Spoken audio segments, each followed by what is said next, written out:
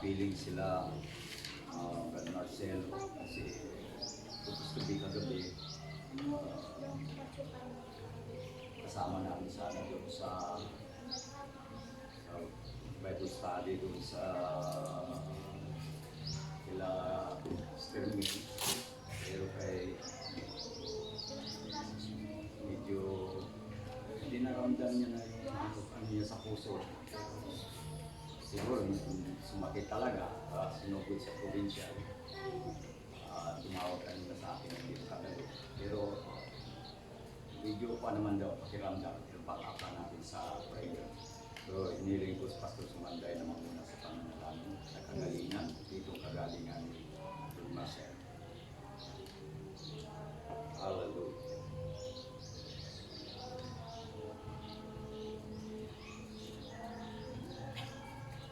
Iniling ko Pastor Sumanday sa pangunguna sa pananalangin.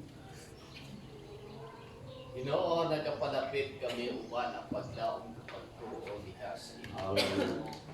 Ikaw, Diyos. Yes, Lord. Yes, Lord. Makatawag na nagahimo sa pagsimba o pagpag-alagad diha sa inyo.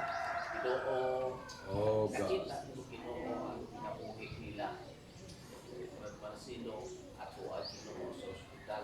Oh, yes, Jesus. Hallelujah. Ginoo, Iunat ninawa ang mapagpalang kamay o Diyos upang kanyang tanggapin ang pagpagpang kagalingan. wala sa Hallelujah, imposible hallelujah. Ginoo sa diin nagdapit sa kalibutan. Maabot mo Ginoo Yes, Jesus. Hallelujah. Maya og ang imong kamot Ginoo. Mahimo maabot ngadto sa ilang kinabuhi. Bisitahin sila pinaagi sa imong ngalan kay Jesus ni Nazaret so makahimo sa nanangutang mga pag-iwan sa apo pag-ayo sa ilang kinabuhi babalaghan ng Diyos. Ano man o Diyos ng mga palabang mahimong Ginoo nung mawala, mawagtang ang tanan sa ilang kinabuhi Ginoo. Ibalik sa ila ang musog at Yes, Lord. Yes, Lord. Hallelujah. By the authority of the kalinaw Lord. kay By the pagkalipay, power excited sa of the pagkabuhi name of na agikan Jesus. kanina. Salamat, Panginoon, sa iyong Ang pag-ipo. pinapasalamatan sa tanas panahon sa aming kinabuhi na imong pagtubag sa aming pag-ampo. Diniwasa sa ngalan ni Jesus. Amen na namin. Amen. Pakpakan po natin. Kaya po tayo magsiupo. Purihin ang ating Panginoon. Hallelujah. Amen. Ayon po sa salita ng Diyos na ating pong mapapasa sa John chapter 10 verse 10, hindi pumaparito ang magnanakaw kundi upang magnakaw at pumatay at pumuksa. Ako'y naparito upang sila'y magkaroon ng buhay at magkaroon ng kasaganaan nito. Amen. Everybody say praise the Lord. Praise the Lord. Wala akong narinig. Amen. Amen. So, ang ating pag-aaralan, yung tinatawag na abundant life. Sino ba, ito ngayon ang tanong, sino po ba ang may kagustuhan? Sino po ba ang may kagustuhan na ang tao ay kanyang pasaganain? Amen. Hallelujah. Praise God. Maliwanag po mga kapatid, ayon po sa ating binasa, ang ating Panginoong Jesucristo ang may ibig. Siya ang may kagustuhan na ang kanyang mga anak ay kanya pong pasasaganain. Hindi po ito kalooban ni Satanas. Hindi po ito kagustuhan sa Satanas.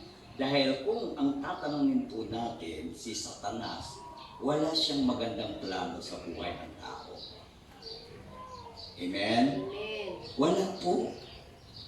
Malupit si Satanas. Ang kanyang layunin, eto po, naparito siya para magnanakaw. Ano po ang kanyang nanakawin? Ano po po ang kanyang nanakawin? Hindi ba doon sa parable of the sower, ano po, ang ibang mga bilhi ay nangahulog sa tabi ng daan. Pagkatapos, ang mga ibon sa himpapawid, kinain yung binhi. O yan, parang inihintulan si Satanas sa ibon, mga kapatid, na kung saan nakita ang butil, kanyang ninakaw, kanyang kinain, kaya wala. O you see, grabe yung pagpapakan ng manghahasik, pero ang nakakalungkot dahil ninakaw. Kaya sa spiritual na kalagayan, mga kapatid, ang binhi ay ang salita ng Diyos. Amen? At ang magnanakaw si Satanas. Kaya, ang mga salita ng Diyos na naririnig, itinatanim sa puso ng tao, pag ito po, mga kapatid, ay hindi naingatan, nanakawin ito ni Satanas. Eh, niya ganyan po si Satanas, mga kapatid. Pagkatapos, hindi lang sapat na pagnakawan tayo ni Satanas. Ang masaklap, dahil meron pa siyang plano na pumuksa. Matindi, no? Kaya tinignan po natin, mga kapatid, ang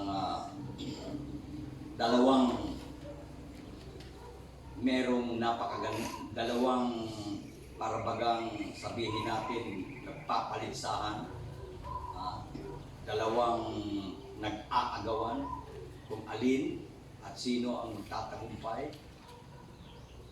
Pero ang ating piliin at sampalatayanan ang ating Panginoon.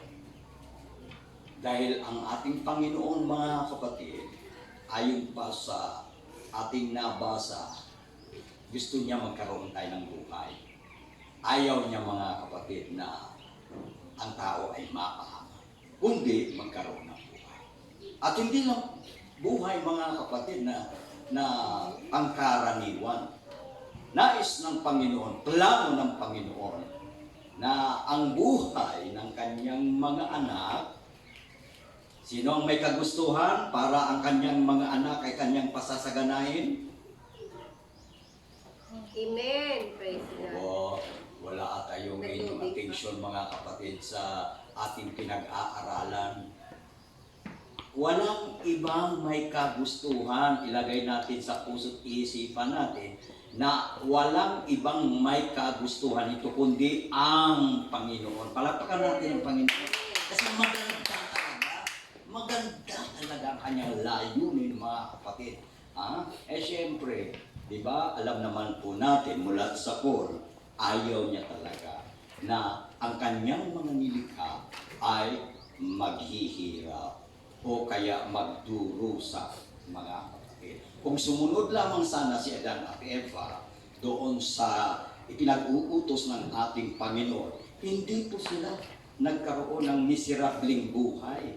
Pero dahil sa hindi po sila tumanima, hindi po sila sumunod doon po sa ipinag-uutos ng Panginoon, kaya ang parusa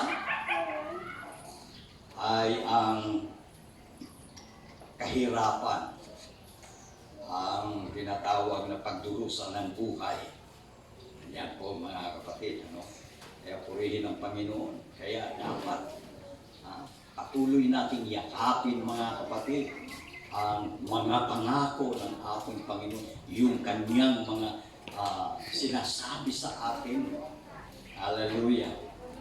Masarap, mga kapatid, pakinggan ang plano ng ating Panginoon. Ang nais niya, ang gusto niya, mga kapatid, ay magkaroon tayo ng buhay. Anong klaseng buhay? Gusto niya, number 1, masaganang buhay. Palakpakan natin ang Panginoon. Hallelujah. Next, Ano pang gusto ng Panginoon para sa atin? Buksan natin ang John 14:27. John chapter 14 verse 27.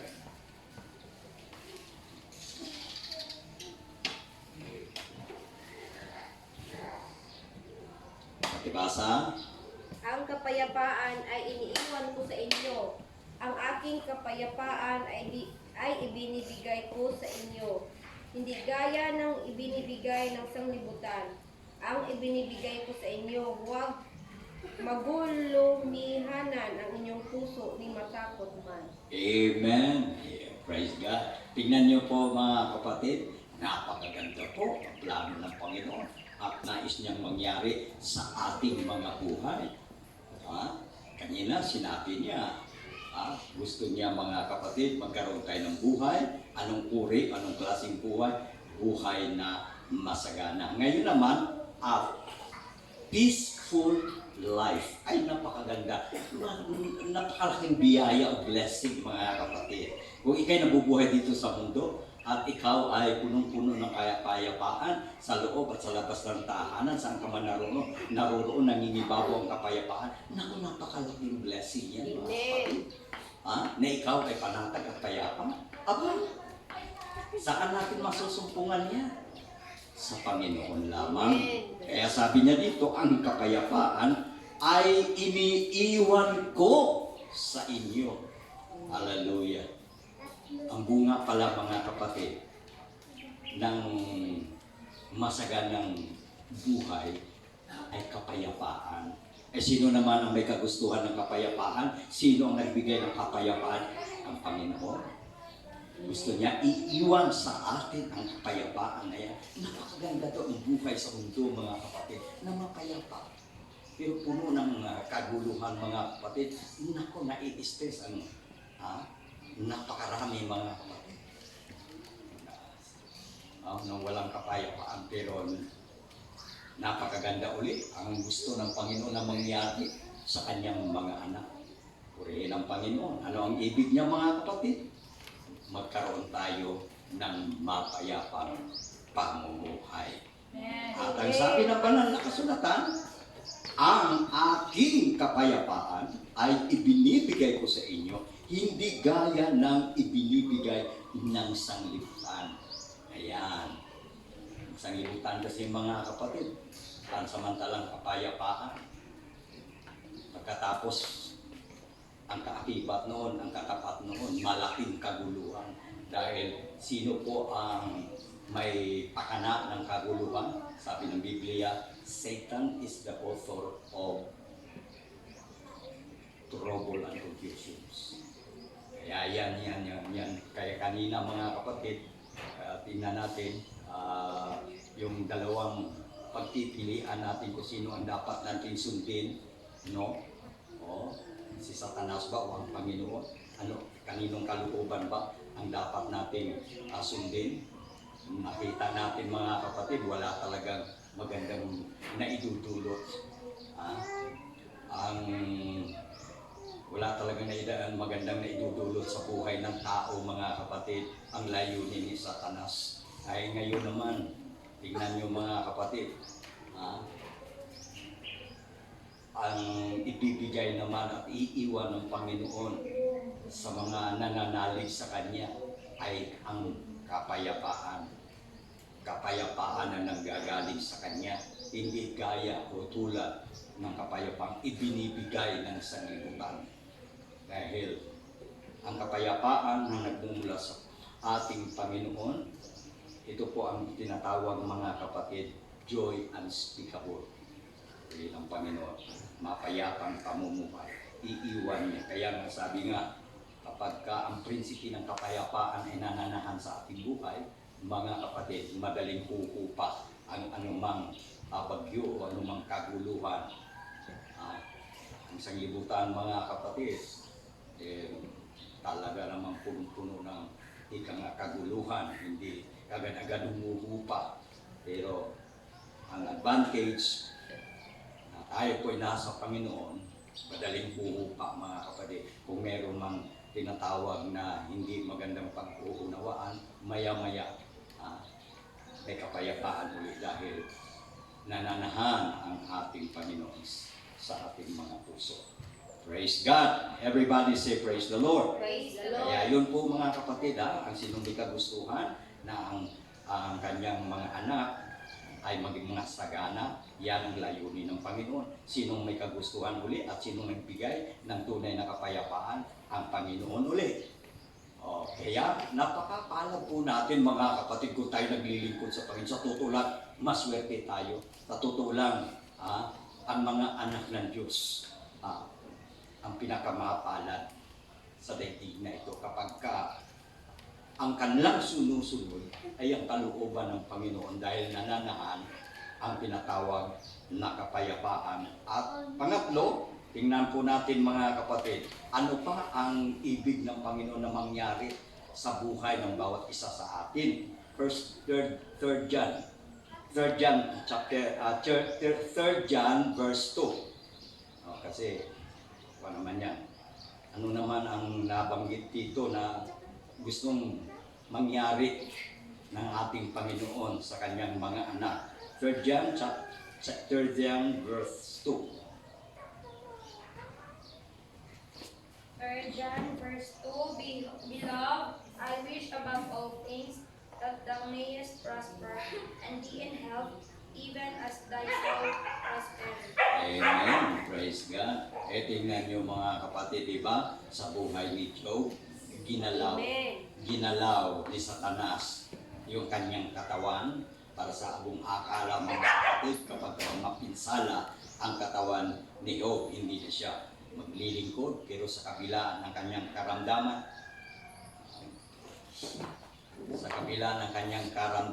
mga kapatid, nananatili siyang tapat sa paglilingkod sa ating Panginoon. Kaya si Satanas din ang tagawasak ng ating kalusugan.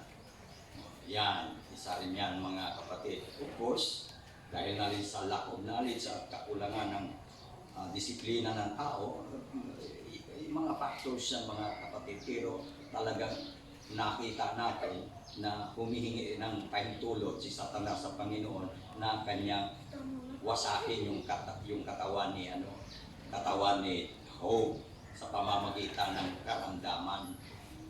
Kaya akala ni Satanas ay hindi na yan maglilingkod dahil wala na, sira-sira na yung kanyang katawan. Pero nakita natin mga kapatid ang katapatan ni Job. Kaya ang may kagustuhan na naman mga kapatid, pawang kalooban at kagustuhan at layunin ng Diyos ang ating tinutumbok ngayon. Una, gusto niya ng tinatawag na kasaganaan para sa mga anak ng Diyos. Pangalawa, gusto niya ng kapayapaan. Hindi ba napakaganda mga kapatid? Napakaganda na may Diyos tayo na talagang mapagmalasakit na walang ibang intensyon sa buhay natin kundi tayo sumaya, tayo mapayapa, tayo maging panatag sa buhay. Ang sabi na naman dito mga minamahal, aking dinadalangin sa lahat ng mga bagay ay guminhawa ka at bumuti ang iyong katawan, gaya ng pagginhawa ng iyong kaluluwa. So, napakaganda ang buhay mga kapatid. Habang nandito po tayo sa mundo, pagkatapos, healthy ang ating katawan, healthy pa rin yung ating bulsa. Amen. Siyempre mga kapatid, magiging healthy ang ating katawan kung may pambili ka. Pero kung wala kang pambili mga kapatid, nagtitiis ka kung ano lang ang pwede mong kainin. Kaya yan po ay gusto ng Panginoon na mangyari sa atin, hindi lang maranasan ng mga anak ng Diyos doon sa kanyang kaharian, doon sa kabilang buhay, doon sa langit. Of course, walang kapantay o walang itatapat yung kaligayahan na ating pong mararanasan sa piling ng ating Panginoon. Pero gusto po ng Panginoon, mga kapatid, na mangyari sa kanyang mga anak na samantalang nandito po tayo sa lupa, makakaranas po tayo ng tinatawag na kaligayahan, kaginhawaan, kapayapaan. Diba? Yan po ang sabi ni Solomon mga kapatid. Nasabi niya, maiksi lang ang buhay. Dapat sumaya ang tao sa lahat ng kanyang pinaghirapan. Dapat ma-enjoy niya ito, mga kapatid. Oh. Gusto ni Solomon, mga kapatid, na hindi yan masama. It is a gift of God na mag-enjoy ang tao. Oo. Pero sa mga anak ng Diyos, alam po natin, mga kapatid, ang limitation. Alam po natin kung tayo po ba ay lumalabas na sa kalooban ng Panginoon. Kaya yan ang advantage kung may salita ng Diyos. Amen! Amen. May salita ng Diyos, mga kapatid, mayroon po tayong gabay. Amen. Praise God! Kaya, sabi niya, ang pangatlong layunin ng Panginoon, mga kapatid, ang gusto niya na mangyari sa buhay natin, lumusog ang ating katawan, pagkatapos, palulusugin din natin ang ating mga kaluluwa.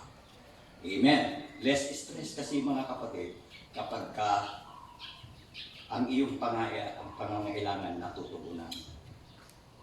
Diba? Amen. Pero kung pinakapos ka sa lahat, mga kapatid, nakakalula, yan, nakaka-stress yan. Pero thank God, dahil may salita ng Diyos, siya pala may ibig. Kaya, anong gagawin natin, mga kapatid? Ay kailangan magpa-impress tayo sa Panginoon. Sabi nga, delight yourself unto the Lord, and He shall give thee the desires of your heart. Kaya, mga kapatid, ang gusto ng Panginoon, makakita niya ang kanyang mga anak na nasiyahan din naman siya. At kapag nasiyahan po ang ating Panginoon, then, natalakay natin, ibibigay niya, number 1, abundant life. Pangalawa, peaceful life. Pangatlo, prosperous life. And lastly, basahin natin ang Philippians chapter 4, verse 4. Ayan, masagadang buhay, kapayapaan, at kaginhawaan. Yan ang gusto ng Panginoon. At panghuli ay Philippians chapter 4, verse 4. Ano po ang nais niyang mangyari sa ating buhay? Mangangalak kayong lagi sa Panginoon. Muli kong sasabihin, mangangalak kayo. Wow, purihin ang Panginoon. Okay. Hallelujah. Masayang buhay, mga kapatid, kapag number 1, yung kagustuhan ng Panginoon nangyari sa buhay mo, na ikay maging masagana. Pangalawa, mga kapatid, magagalak ka dahil payapa, tahimik, at saka walang kaguluhan. Diyan, mga kapatid, nagsisimula yung tinatawag na kagalakan. Tapos, ang sabi nga dito, mga kapatid, sa Philippians chapter 4, mangagalak kayong lagi. Sabi mo, sinasabi ko, mangagalak kayo. O yun, a joyful life. Nako, wala ka nang hahanapin, mga kapatid. Samantala, yan ang sinasabi, lupa man ay langit na rin. Kapag ang kalooban ng Panginoon, mga kapatid, nangyayari po sa ating mga buhay. Ano po, ulitin ko, ano po ang kalooban ng Panginoon? Abundant life, a peaceful life. Third, ano yun? Kanina? Lumusog ang katawan ng magandang Prosperous life. Then, a joyful life. Ngayon, balik tayo, mga kapatid, doon sa key verse na ating binanggit kanina. John chapter 10, verse 10. Pakiulit. Balikan natin yan, mga kapatid. Yan, John chapter 10, verse 10. Hindi ko nga parito ang magnanakaw, kundi upang magnakaw at pumatay at pumuksa. Ako'y naparito upang sila'y magkaroon ng buhay at magkaroon ng kasaganaan nito. Amen. Kaya dapat, mga kapatid, ang ating susundin ay ang kalooban ng Panginoon, sapagkat siya lamang ang may layunin, mga kapatid, ng buhay natin sa daigdig na ito. Tayo po ay kanyang kaligayahin, tayo po ay bigyan niya ng kapayapaan, tayo po ay bigyan niya ng tinatawag kasaganaan at kaginhawaan. Ang Panginoon ang may ibig niya. Hindi tao ang may kagustuhan niya, hindi rin si Satanas, kundi mismo ang ating Panginoon. Talagang nalulugod ang ating Panginoon kapag nakita niya sa buhay ng kanyang mga anak na nangyayari ko ang kanyang kalooban. Praise God!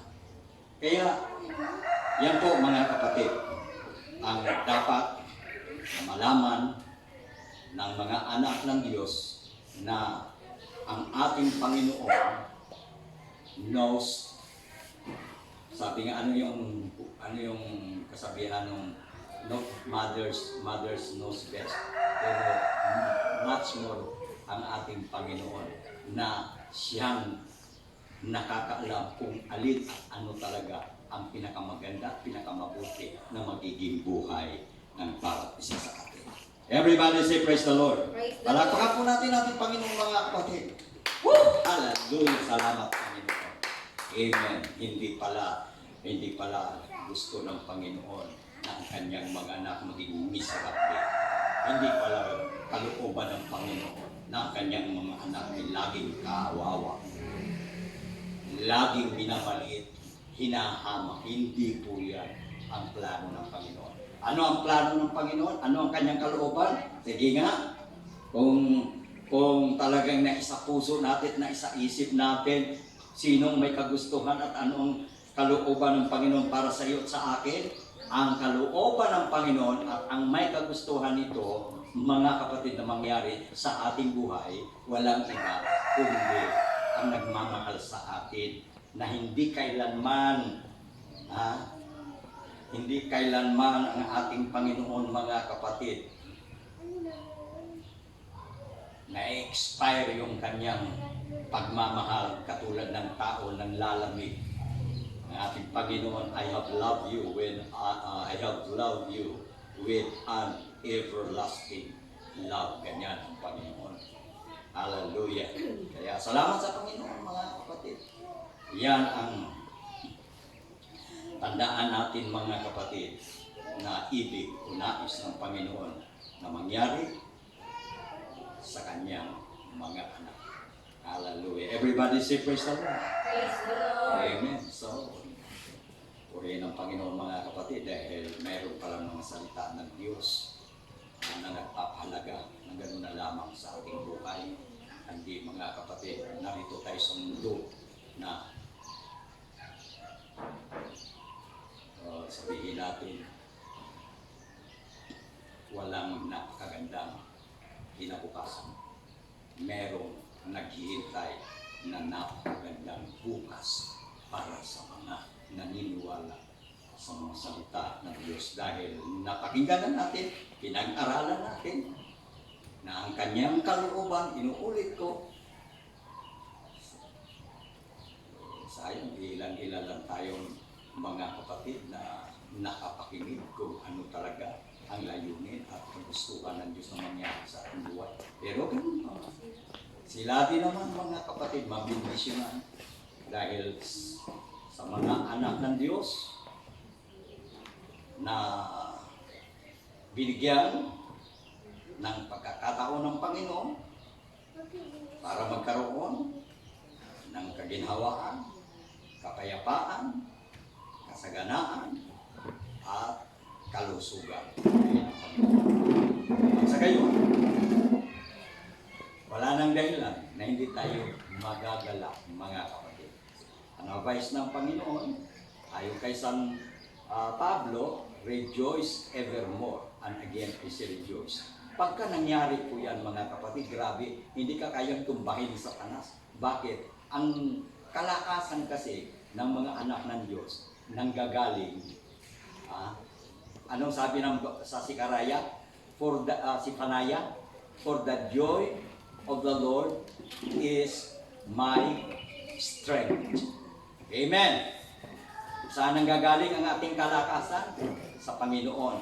At kapag mga kapatid, nagagalak tayo sa ating paglilingkod, mga kapatid, hindi tayo kailanman kayang tumbahin o madaig ng kaaway. Hindi niya tayo pwedeng ipahamak, mga kapatid. Kaya salamat po sa ating Panginoon sa paksa na ating pong natalakay.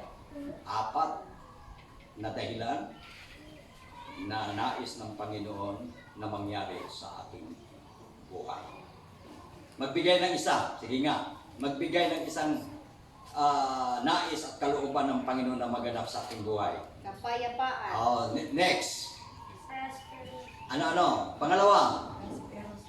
Ha? Sige tayo para kapayapaan, isa yun. 4 lang yun eh. Oh, amen. Pangalawa, pangatlo. Pang-4. A joyful life. Mas maging masayahin, maging joyful o magiging yung ang tawag nito, yung sabi sa Philippians, mga galak kayong lagi. Magkaroon kayo ng tinatawag na kagalakan, kasiyahan sa buhay, maging sa paglilingkod sa ating Panginoon. Praise God. Hallelujah. And all God's people say praise the Lord. Praise the Lord. Amen. Tumayo po tayo mga kapatid. Salamat, Ginoo, sa imong gugma. Salamat, Ginoo, sa kaluwasan. Espiritu Santo, manduan mo kami. Salamat, Ginoo.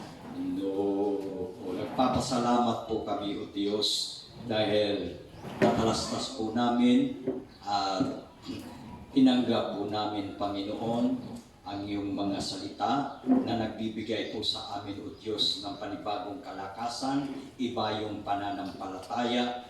Ang aming pong dalangin, O Diyos, nawa, bigyan niyo po kami ng pagkakataon na ang aming buhay, Panginoon, ay magkaroon ng kasaganaan, kapayapaan, kaginhawaan, at kagalakan. Upang sa gayon, kami po, Panginoon, ay maging ilaw, maging blessing, Panginoon, sa napakaraming mga tao at lalong-lalo na sa iyong iglesia, Panginoon.